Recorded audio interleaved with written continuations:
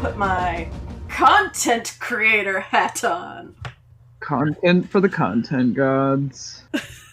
Okay, welcome everybody to Bliss Fully Aware, the show in which three opinionated people tell you what's going on in fandom and news of the nerd variety. Saved it.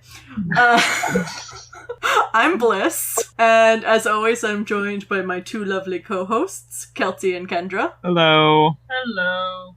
And this week, we're doing a special updates episode. Update. Because there sure have been some. Do you want to start on small news or big news, Kendra? I don't know what that means. Do you want to start on the little Gaby update or go straight into the lawsuit? Do the Gaby update. Yeah, let's. Okay. Since that was our most recent episode. Then this just in. It's not. It came like last week. There has been an update on the Gaby Dunn drama. As of the 14th of September, she did put out a apology, big, massive air quotes, that I guess appeased some people enough to move on. You guys all read it, right? Yeah. Okay. Then for the people at home, I shall let you know what she said. Okay, so she tweets out first, words and then a video, exclamation point. My own bitterness and skepticism of straight authors profiting off queer stories should not have been taken out against closeted authors. I am so sorry I have hurt and disappointed fans who trusted me. It's way more nuanced than I was able to convey. And for a hot second, just on that one tweet alone, I was just like, oh, hey, did you learn a lesson? Right? Me too. I was like, oh. Unfortunately, she continues. Next tweet. And I see how harmful and dangerous my words were once I saw them being applied broadly to all closeted people. What I said was narrow-minded and careless, a slippery slope to cruelty. I will think more critically before I shoot my mouth off. I mean... Next tweet. Substitute tweets. You know, again, if you had just stopped it there, you might have been okay. But she can... She's gotta shoot that mouth off, Kelty. In the end, I wish the mainstream systems were set up to benefit queer creators of all kinds, and I got nasty and defensive about it. I started eating my own when queers are not the problem here. Access and systemic homophobia is the issue. I fucked up. And that's, sure, okay. Yeah. But then she put out a little video, which she so kindly provided a transcript to. Okay, so her video transcript reads as, hello, it's me, Gaby Dunn. Okay, I am so sorry. I am so sorry. And I've done a lot of thinking, and I've talked to a lot of friends and my partner, and I've also started to see people using my words to, like, twist it to, like, becoming about forcing teenage girls on Tumblr to come out because they post gay gift sets. And, like, it's just, once it becomes put yourself in an unsafe circumstance, once it's become a broad swath of attacking all closeted people, things I didn't even intend, I gotta say something. I am so sorry. I can see now, from what happened, that I was being so... I like your Krush voice more. That is so Krush. That's just... Listening to me say this, I can't not do this voice. I'm sure she didn't say the whole video like this, but... I was being so skeptical, and I do not want that to go towards any more negativity toward people who are closeted. And I am so sorry to have contributed to that in any way. Obviously, intentions don't matter, but, What? Sorry. Obviously, intentions don't matter, but I know that, and I have hurt and disappointed a lot of you, and I am so sorry. I mean, I just fucked up. I fucked up. I was talking about my own, like, bitterness and, again, skepticism of straight authors profiting from queer stories. And that led me to talking about closeted authors, which I had no business doing. And what I should have done is posted something in support of my out queer creator friends who truly, and it's true, don't get the same support and resources and publishing. They don't get published. They don't get the same book deals. There's a marked difference between what happens without queer creators and everyone else. That's just true. What I didn't need to do was to be a complete fucking asshole dick about it. And yeah. And so I'm very, very sorry. I really, really sorry. I just fucked up. I equated a bunch of stuff I shouldn't have equated. I ran my mouth off about some shit I shouldn't have run my mouth off about. It's such a nuanced conversation, and I went into just guns a-blazing. I am really sorry, because I see the larger conversation it started, and I cannot condone that. So I should not have said what I said. I fucked up. Again, I was just not phrasing things correctly, not using my platform correctly. It was all amiss, and I cannot apologize enough. No, I hope in the future... I hope in the future I can think more critically about what the fuck I'm saying, and also about other people's experiences, and I'm just really sorry. I was being narrow-minded and self-involved and just all around wrong. Okay. Well, so I feel like she does genuinely hit on some points, Mm-hmm. but the tone is just not there at all. Well, because she's apologizing like she was talking to people who were disproving her in the first place, or she's just like, it's a valid point, except now she's just saying, I'm sorry, but not actually saying, I'm sorry for taking it out on closeted authors, but more, I'm sorry that you got my words twisted and you didn't understand what I was trying to say. Yes, she doesn't really hold herself accountable. She instead is like, I'm sorry that other people were making this about closeted creators and telling girls on Tumblr that they couldn't, Post gay gift sets. but Nobody said that's that. exactly what she was doing, and other people were not making that argument on her behalf. She was. Mm-hmm.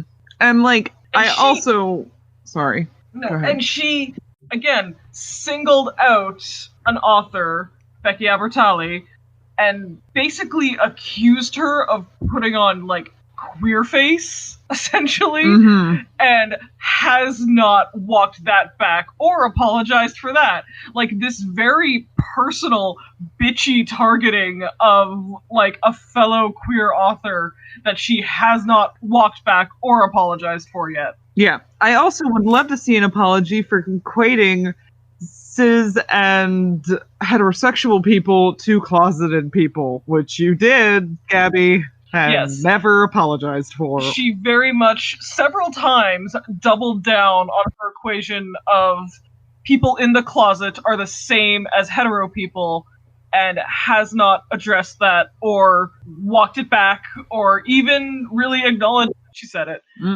Now, So yeah, it feels very much like a performative YouTube apology, and she's sorry that you got her intentions all wrong. it has all the markers for a YouTube apology. It's, I'm gonna take a random ass dig at some group. I'm going to say, you know, I'm sorry a bunch of times and cuss to make it seem like it's sincere. And then I'm also going to basically imply that it was not my fault to begin with. Yeah. Like, it's not my fault. Like, I was having an important conversation. Other people started making it about who is and isn't allowed to make gay art. Which, Abby, again, you left the tweets up. They're right there. We've all seen them. You very much wanted to be in charge of who is and isn't allowed to make gay art or to profit off queer stories or whatever. And everyone in the Twitter threads was like, you are laying the blame for this industry of homophobia within publishing at the feet of the authors instead of at the feet of the publishing industry. Why are you blaming authors for the homophobia they experience? And she has yet to really realize that that's what she was doing. And or if she has, she is committed to pretending that she doesn't, because then she would have to admit that she made a big fucking mistake. Yeah, you started this conversation with, I don't think you should be creating queer art without being questioned. Mm-hmm.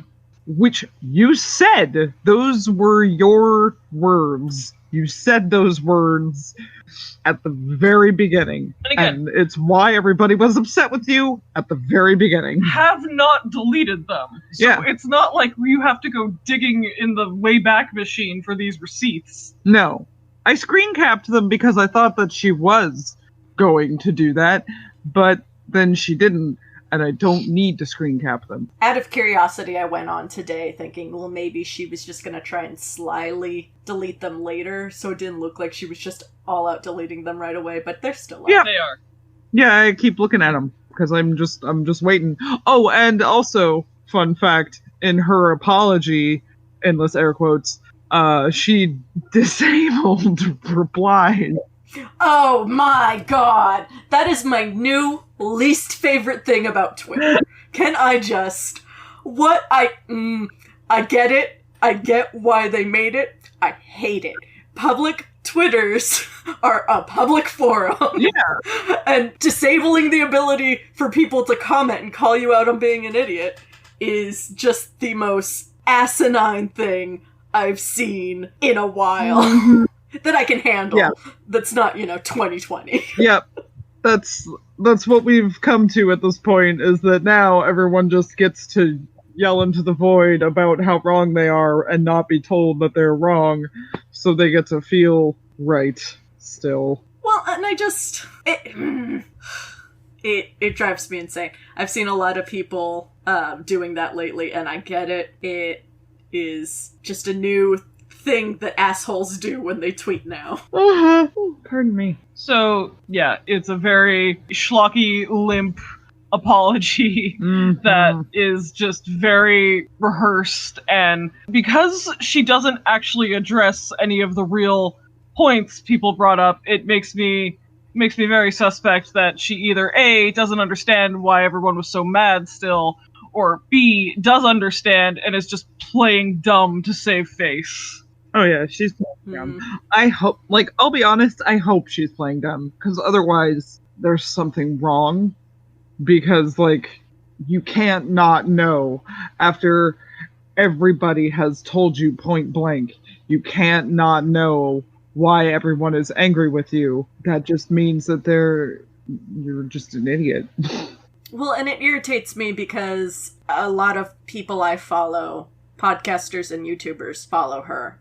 And I can get over the idea of them not getting involved in the initial argument, but her apology, a bunch of them start commenting, "Oh, love you! Oh, I'm so glad!" or "Well said!" and all this other bullshit. And I'm just like, you guys, for the love of God.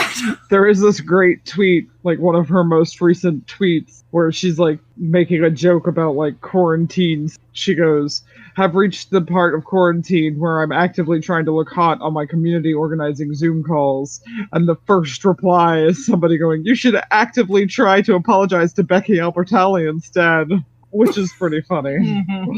Yeah, the, other people, circling the wagons around her, fellow YouTubers, is just really telling on how deep these people's politics actually run, which is all the way to their checking account and no farther. Mm-hmm. I can get over the fact that YouTube is fake.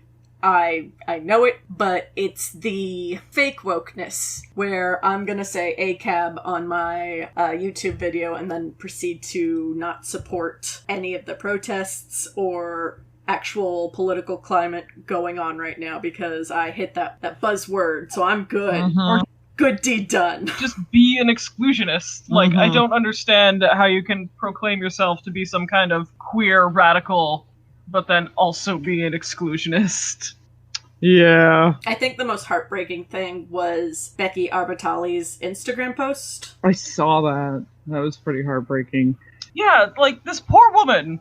She's already been harassed and sent death threats for years regarding her sexuality. And then just some fucking bitch with a YouTube channel is like, I'm gonna pass judgment on whether or not you're queer enough and whether or not you should expect this sort of treatment from the queer community, traitor, or something.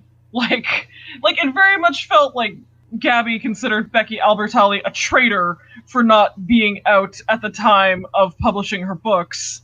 Other people mentioned, and I mentioned on the last podcast, that her anger toward Becky Albertalli's success, repeatedly referring to how she centered herself as a creator and how she dominated YA gay lit for a while, seems really personal and mean, and it just really, really reads like Gaby Dunn's YA gay novel wasn't picked up, and she's really fucking upset about it. I mean, maybe, Gaby, you're just a bad writer.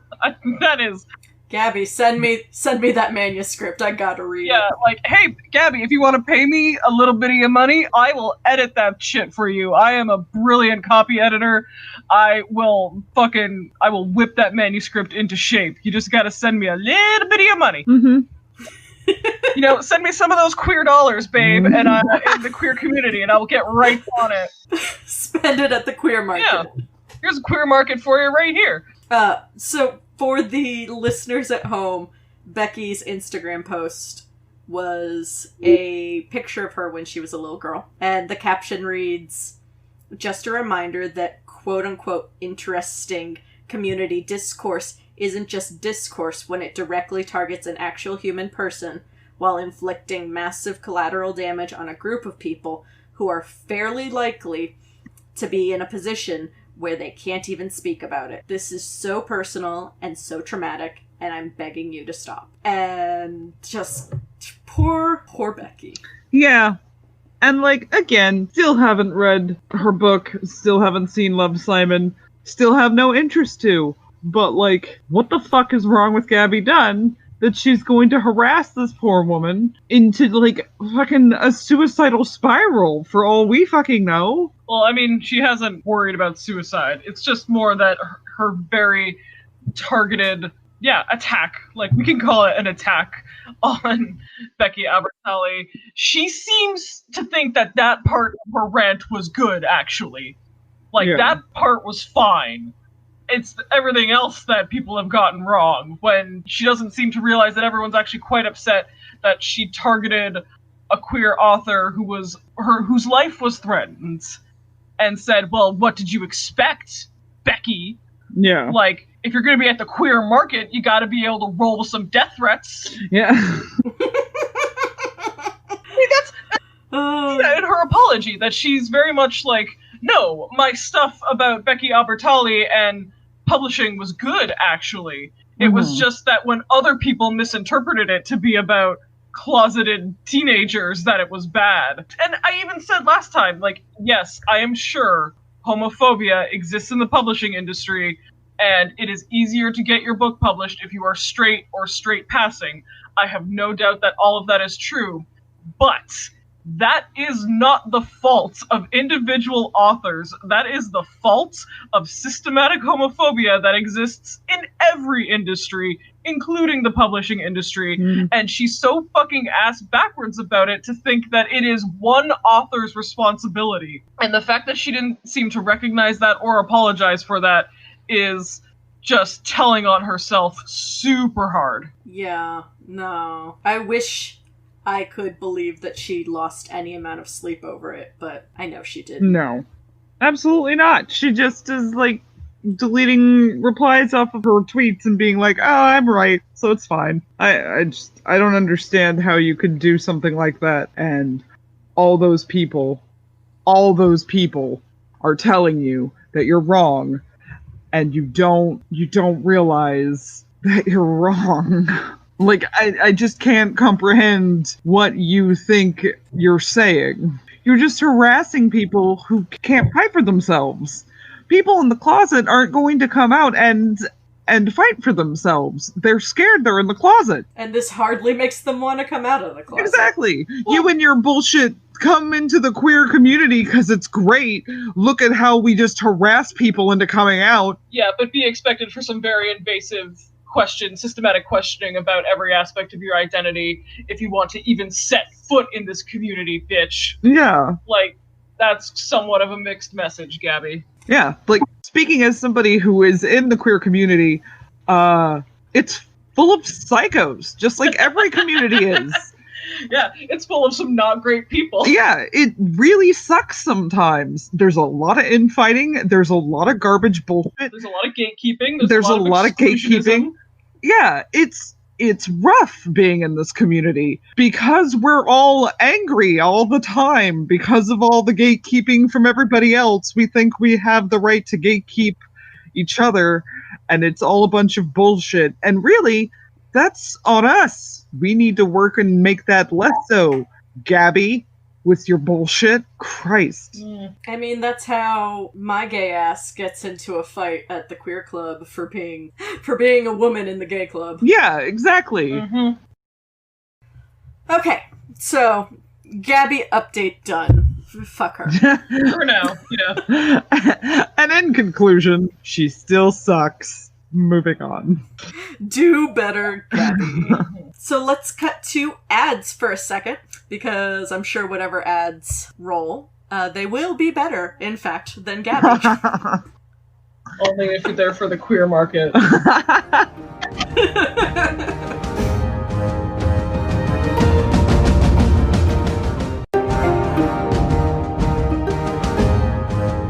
Okay, and we are back. Kendra, you have some fun updates on the Omegaverse lawsuit. I do. Okay. So, our, proto-pilot episode was us just talking about the Omegaverse lawsuit, and I'll cover what that was in a second. But, unfortunately, when we covered this lawsuit, it was still very much happening. There were two lawsuits, actually. There was one in Oklahoma and there was one in Virginia. And basically, 2 weeks, it might have even been 1 week from the time we discussed this ongoing lawsuit, it was resolved entirely. Yep. And it was super aggravating that not only did it have this resolution, but, much more famous and talented YouTuber than us, Lindsay Ellis, spent, a very, very well done 1 hour video analyzing the legal aspect of this case, whereas we just sort of talked about the embarrassing fandom aspect of this case, not really diving deep into the legal proceedings. But I am pretend bitter that her video came out basically at the opportune time to cover not only the case, but also cover the resolution, and that she's going to get millions of views on it and all that. I'm very pretend bitter. She deserves all of that. She's marvelous. Kendra, no, we gotta start a beef. No, we are not starting a beef. I'm not with starting a beef with I love Lindsay her Ellis. too much. She wins. Yeah, it's fine. She would wipe the floor with us. So yes, her video talks about the legal aspects of this case, and also the resolution, which the resolution fucking sucks. It's very much just in line with 2020 being the absolute fucking worst. So I will briefly recount now the facts of the case. So what happened? There were these two writers, these two women, who write this very specific subgenre of romance literature called Omegaverse, or ABO. The specifics of this subgenre are not important to the case, but they are fucking gross and weird to anyone who is not familiar with Omegaverse tropes and stuff like that. That was a lot of the drama around the case at first, was just that they were writing this super weird erotica, and everyone kind of wanted to point and laugh, in a freak show kind of way. It's really not important. If you want to know more about the Omegaverse, go listen to our first episode or watch Lindsay Ellis's video. But what happened is that writer A, pen name Addison Kane, decided that writer B, pen name Zoe Ellis, had copied or plagiarized her Omegaverse romance books and filed DMCA claims to get the books taken down. Okay, so the way that DMCA claims work is that basically someone is claiming to, like, Amazon or Apple or whoever that someone has unlawfully uploaded content to that provider's website that this person owns and they want taken down. And the easiest thing for Apple or Amazon or whoever to do is to assume that the DMCA claim has been filed in good faith and remove the content from the website so that they are not held liable for the copyright infringement. Filing a false DMCA claim is supposed to be a bad thing and is supposed to be a crime, but the way that it works is that it's pretty hard to appeal it and to get it reversed.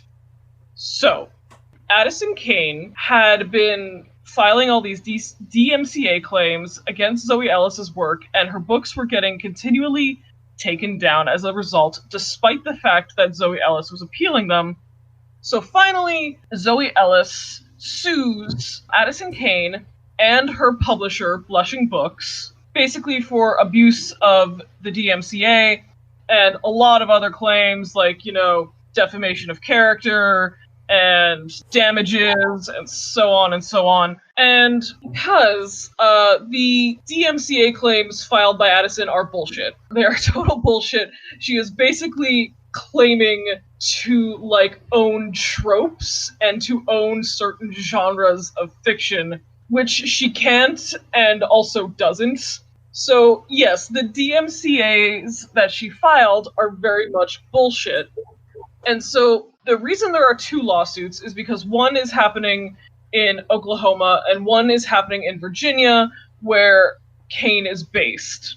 Addison Kane basically is removed from the Oklahoma lawsuit because she claims, she signs an affidavit to the effect that her publisher was the one who went ahead with the DMCA claims and that she had nothing to do with filing these claims, with having Zoe Ellis's work taken down, with any of that. She signs an affidavit to that effect in court.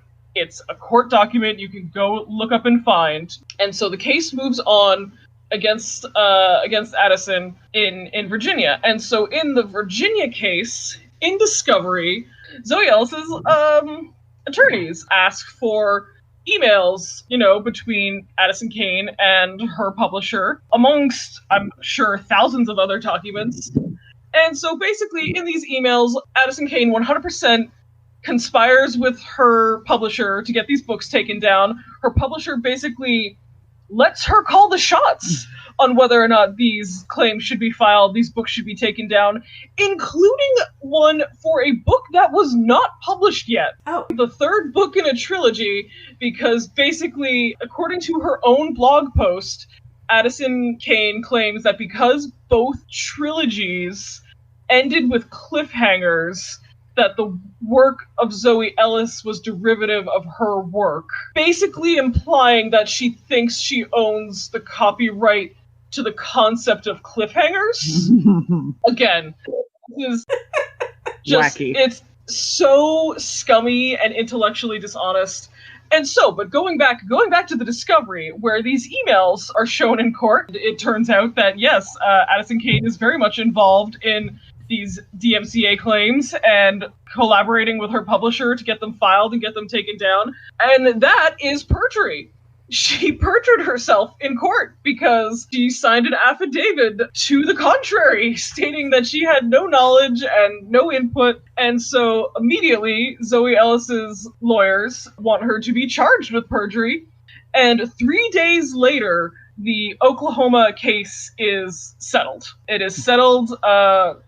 We don't know if there was a monetary settlement or anything, but Blushing Books does admit that the DMCA claims they filed against Zoe Ellis were fraudulent and invalid in this settlement because, their author perjured herself in a court of law. If they wanted to continue with this, they would have to, go on with the fact that their author who was pursuing this suit perjured herself in the case. And that's, judges really fucking hate that. Yep.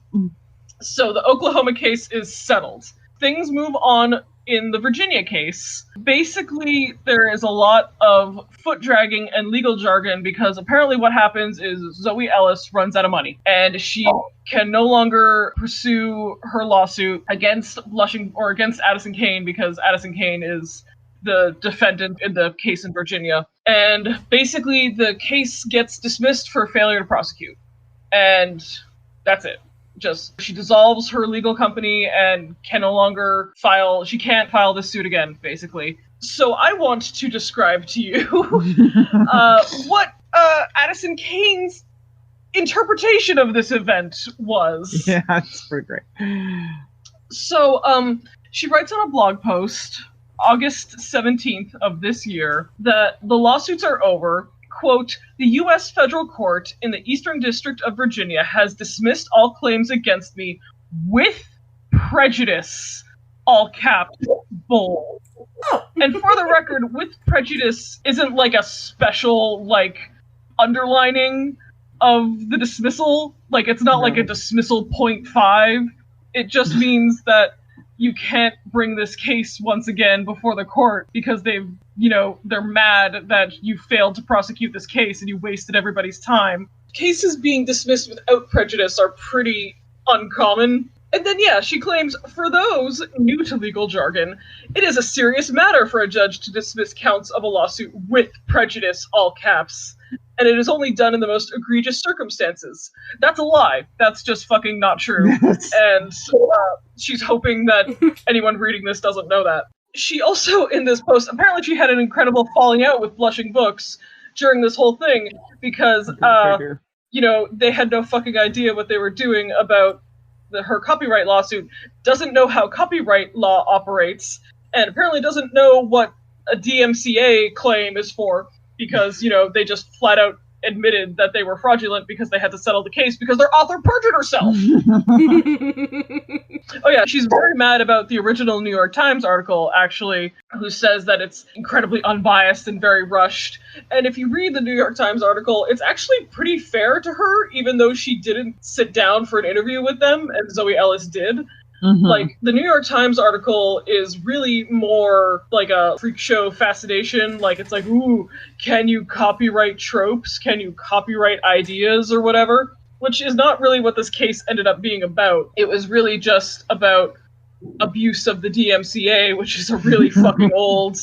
Like, ever since that act has been signed into law, it's a really easy way of, like, trolling people, having their content taken down by filing DMCAs.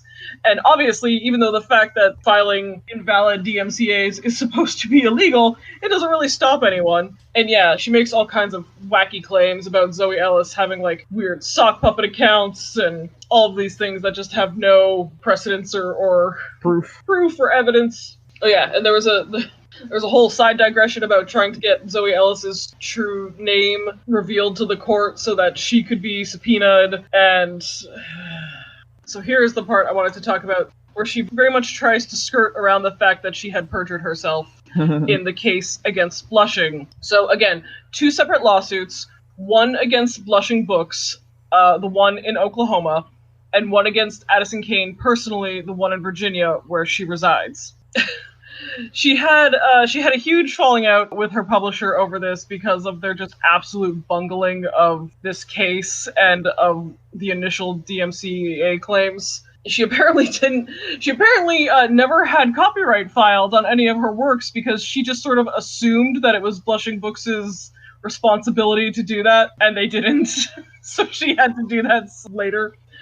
Don't know if it was. Apparently, neither of them read their contract and, like, knew their contractual obligations to one another. And yeah, the owner of Blushing Books had apparently previously been convicted of felony embezzlement and fraud, and just all of these. So yeah, they had no idea what the fuck they were doing. So there's this incredible line right here. In Quill's lawsuit against Blushing Books, my former publisher, who at no time in litigation represented me, and at the time of settlement had reverted my rights to my books, settled the dispute for no cash. Okay, so there was no monetary settlement in the Oklahoma lawsuit. Instead, Blushing made a single statement to avoid further litigation, claiming no plagiarism had occurred and their DMCAs were invalid. So, Blushing admitted that Zoe Ellis had not infringed on any copyright of Addison Kane's, and that the DMCAs they filed were invalid. And then Addison Kane claims that statement legally means nothing. Copyright infringement and plagiarism are not the same thing. You cannot sue for plagiarism. Can you not sue? Plagiarism is not a term under the law. Copyright infringement is a term under the law. So this is like saying, because getting punched in the face isn't a legal term, you can't sue for getting punched in the face. But you can sue for grievous bodily harm, because that's the legal term. This is just absolute nonsense. The statement legally does mean something, Addison. It means that your publisher admitted that your whole countersuit was fraudulent, was incorrect, because you perjured yourself. It's like anyone has access to that transcript and to that affidavit that you signed. So she then claims that Quill did not win the case against Blushing, which, no, it didn't. The case was settled. That's true. The case was not adjudicated in their favor. The case was settled, again, because Addison Kane perjured herself, and going forward with the suit in any way would have resulted in a loss for Blushing. Not only because she perjured herself, I want to be clear, but because their DMCA claims were in fact invalid and meaningless, because they were trying to claim that she had plagiarized the subgenre of romance fiction, which is legally non-viable, and they would not have won the case anyway, even if Addison Kane had not perjured herself in a court of law. Again, she's hoping that you don't have any familiarity or understanding with American legal proceedings, because she's like waving her hands, being like, that is meaningless and they didn't win the case. And like, the first one's just a lie. It's not meaningless. And the second one is true because they settled because you perjured yourself. By definition, she says, a statement means an agreement to resolve the legal dispute by both parties prior to trial. No judge ruled on the case. True, they settled out of court because you perjured yourself, Addison Kane. Even if you had not perjured yourself, you would have lost this suit because your DMCA takedown claims against Zoe Ellis were fucking ridiculous, I think is the legal term. Yeah, I don't know what the legal term for, built on sand is, but that's what they were. I wish that was the legal term. I file for shenanigans. Basically. She also tries to say that she admitted the statement about me allegedly lying and deceiving the court in Oklahoma was in fact a lie in an attempt to do me harm. It's not true. I've read the affidavit myself. She perjured herself in court, and that's why the case was settled. Go figure. She very much wants to paint herself as a witless victim in all of this, not realizing what her publisher was doing, not understanding how copyright law worked, not in any way trying to be malicious or bully authors and corner the market. Which, again, if you read the emails between her and her publisher, that's not what happened. She was very aggressive about pursuing this suit. She was very aggressive about getting Zoe Ellis's work taken down. And she is now trying to claim that this is a huge win for authors and that this is somehow, she has done this all for us to be more secure in the copyright and, intellectual property rights of our material, and that's a whole lot of bullshit. Basically, she has an FAQ in this blog post of hers on her website where she answers questions that she couldn't answer during litigation. And one of them is, why did Blushing send DMCAs out for a book that was not yet published? Because both my Alpha's Claim trilogy and Zoe Ellis's trilogy were meant to be read as a whole, with books 1 and 2 ending in a cliffhanger. Therefore, I believed the unpublished book to be a derivative work. She owns trilogies now. So basically derivative in that she believes she owns the copyright to the concept of cliffhangers, I guess. Mm-hmm. I want to meet this woman. I do not. I'm just envisioning the Uber Karen, Mm-hmm. I want to meet a Karen that's really into Omegaverse. But she's really, I don't. she's barely in... Well, okay, so here's a funny thing we didn't even get into in the previous episode. So Addison Kane's work that she's published is largely repurposed Batman fanfiction. Mm-hmm. It is mostly from The Dark Knight Rises, and the alpha character is largely Bane. And Okay. Who's the Omega? I don't know. I don't care. Probably a Probably self-insert. her. Yeah, Yeah. probably a self-insert character or a reader character or something. She has made statements on Facebook saying that she is the first person to write male-female of Omegaverse. That's not true. Yeah, I've read some. Not to expose myself, but... I need to point out that she has basically, like in a 50 Shades of Grey sort of way, taken her fan fiction, a derivative work of somebody else's, changed all the names, and now is claiming that other authors are stealing her intellectual property through usage of Omegaverse tropes. Whereas Zoe Ellis's work is 100% original. Mm-hmm. It is not a previous fan fiction. It has Omegaverse tropes in it, but the plot, the characters, 100% original. It's set in some kind of medieval fantasy-ish, like sort of Final Fantasy sort of world. I don't know. Good for her. But yeah, so I really want to underline that Addison Kane's Batman fanfiction, she is claiming to be the sole intellectual copyright owner while simultaneously claiming that other Omegaverse writers are ripping her off by using the same tropes that exist in the subgenre of romantic fiction. I just need to marinate in that irony for a little bit. Mm-hmm. Because, wow. Addison Kane sounds like a Batman character. A little bit. Like a love interest that dies tragically. It is a pen name, so, like, for all we know, it probably is I mean, one. Cassandra Cain is a Batman character, but Cain is spelled differently. I don't know, I never read Batman. Oh, I was super into Batman in Hebrew school. It's Any the cutest particular sentence reason? in the world. The girls in Hebrew school didn't like me, and the boys always brought their comics, so I just sat with the boys. And that's how I read a lot of DC. Cassandra Cain's a Jewish character. Oh, is she a lesbian Batwoman? Yes. Yeah. Also, I am wrong. Cain is spelled the same way, so maybe Ooh. it's her fucking Cain OC. Leave it to her to fucking take the lesbian character and still end up writing heterosexual Omegaverse. Yeah, that's just... ugh. Well, I mean, she's selling it at the straight market, so...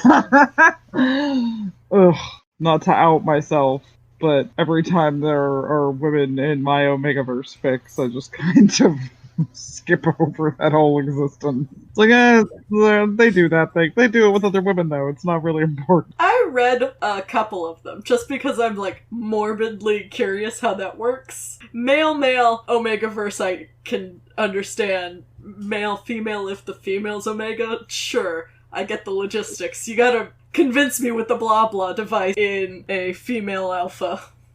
No, well, I mean, in most of that, this isn't gonna be in the episode, is it?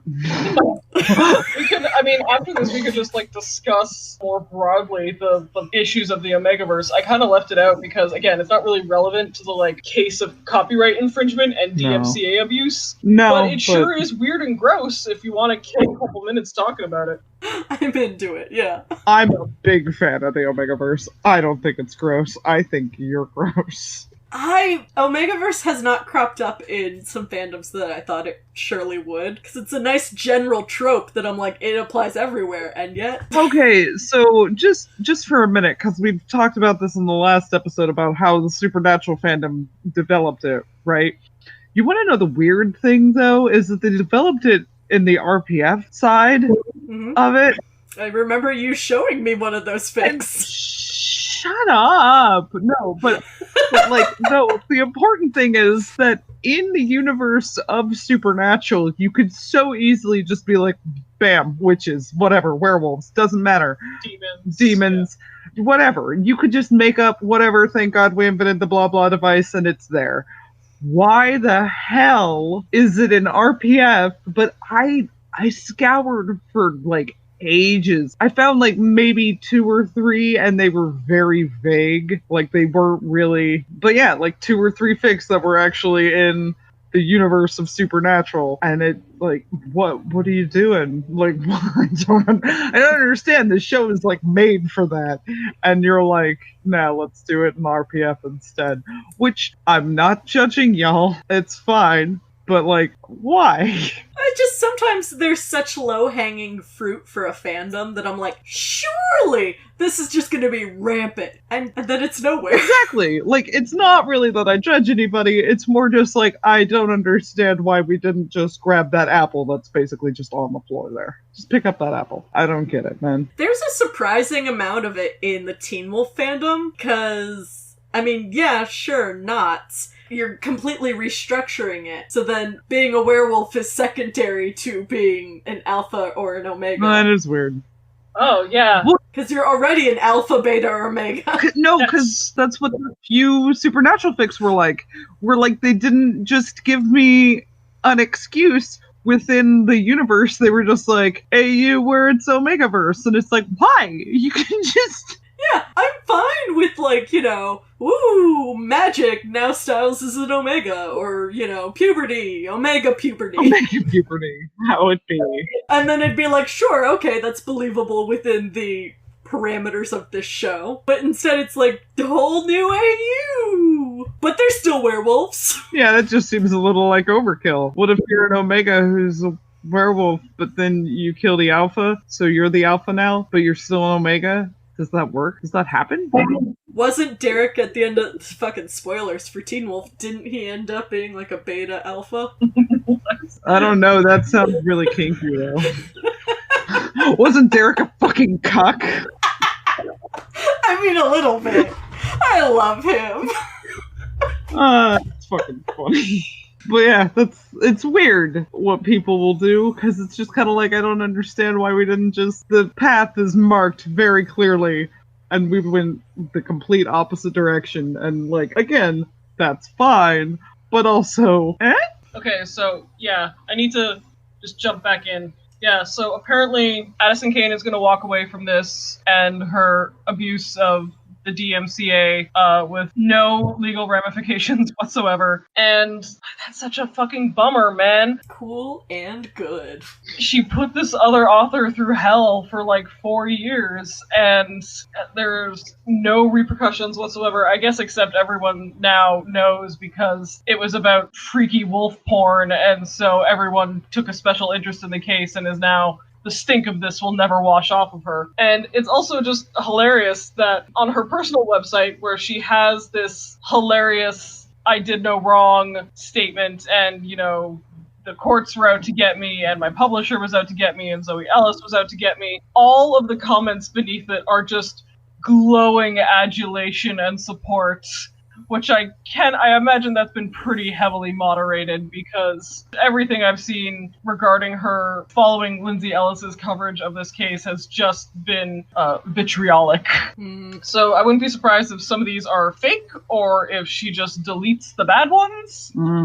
But it's such a bummer that this law, the DMCA, is just it's so easy to abuse, and if you don't have the legal resources to contend it in court, there's basically nothing you can do. It just sort of always sides with the filer, the way the system is set up, to just automatically take things down until they can be proven not infringement.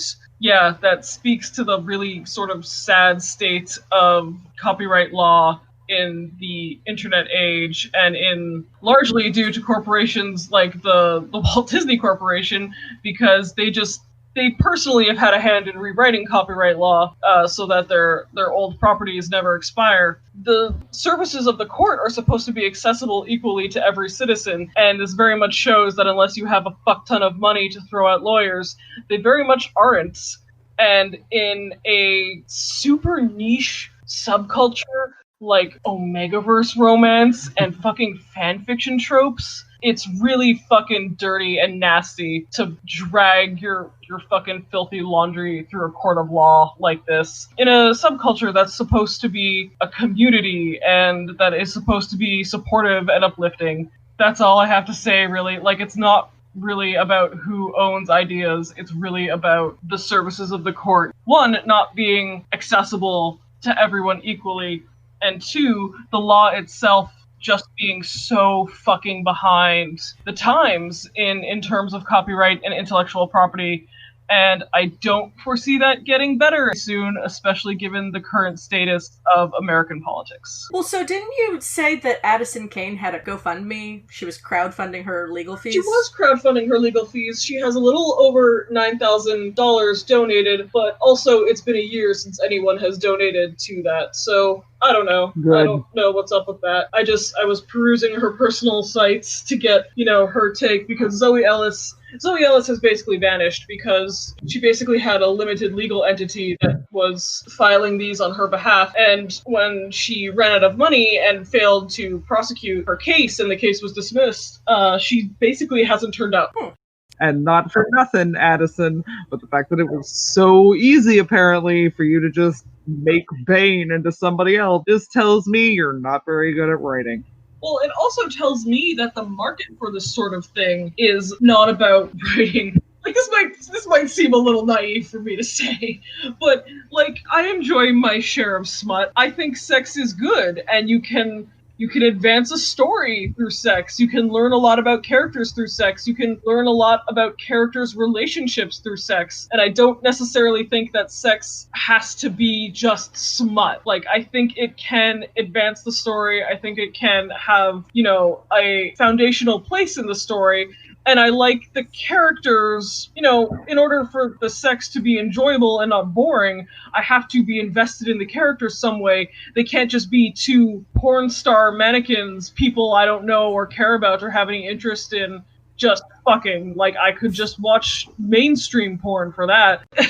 And so it occurs to me now that maybe I am in the minority in liking that sort of thing in my smut and erotica, because it turns out that most people are just there for a long extended sex scene and don't really care about the strenuous thin plot that's wrapping all these sex scenes together. They could give a fuck, because it can apparently be so watered down that you just take your Batman fanfiction and you just scrub all the identifying material off and not rewrite it all that much, and you too can make a career out of just writing the same sex scene over and over and over again. Put that on a t-shirt. I guess I've just read several bodice rippers where it's just, there's no plot except that, these characters all tangentially have to interact and then sometimes fuck. Basically. Yeah. That's basically more what these books are, which is sad to me, because I think that, to me, the idea of there being, a huge romance subgenre of women writers writing erotica for women, that'd be fucking great, because basically mainstream porn doesn't think women like porn and doesn't think women have sex drives. No. And if there could have been some kind of counter-culture smut porn industry for women by women, I would have championed that and I would have loved that, but that's not what any of these books are.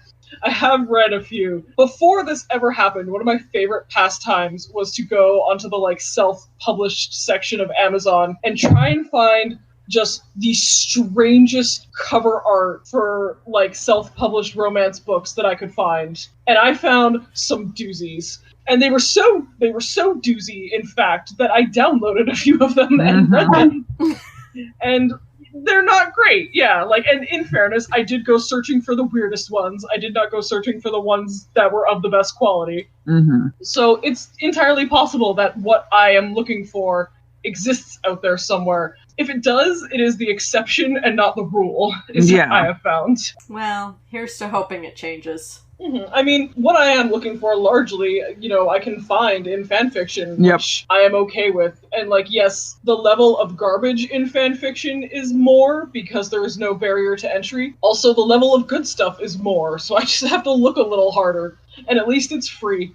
Yep. And so, that's all I have to say about that. The resolution of the Omegaverse lawsuit, which was a real fucking downer.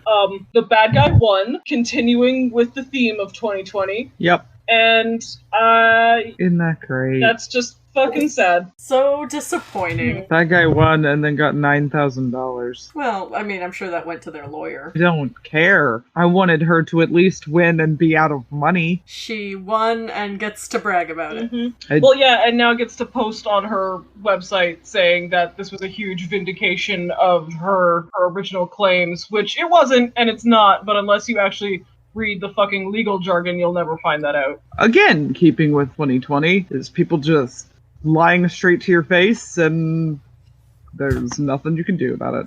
Just happens at you. Can't even tell them you're lying, you'll get sued. Yep.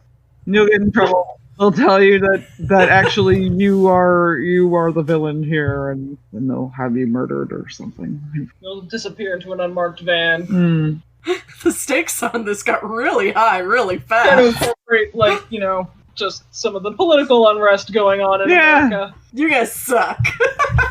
I mean, I'm still attached to it. Yeah, but you don't have to live in the South anymore. I voted. Everybody go out and vote, please. Yeah, everybody get to the fucking polls for the love of God. And don't vote third party. This is not that time.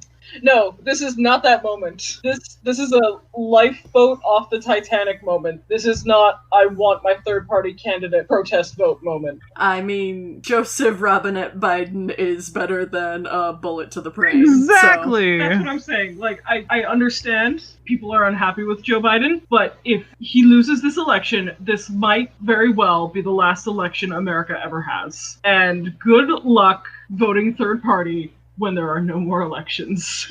Yeah. Anyway, did we talk enough about the thing? I think we talked about the thing. Okay. Nobody buy Addison King's books. Buy Jacqueline Carey's books instead. Yes. Yeah. I'm not getting paid to say that. They're very good. They're very good, I've I heard. wish I was getting paid to say that. Hit us up, sponsorship! Okay, well, if you want to find us online, you can find us on Instagram and Twitter at Blissfully Show. And otherwise, I have been Bliss, and I'll see you guys next time. Bye. Bye. I'm very bad at opening and ending episodes. I think it's cute.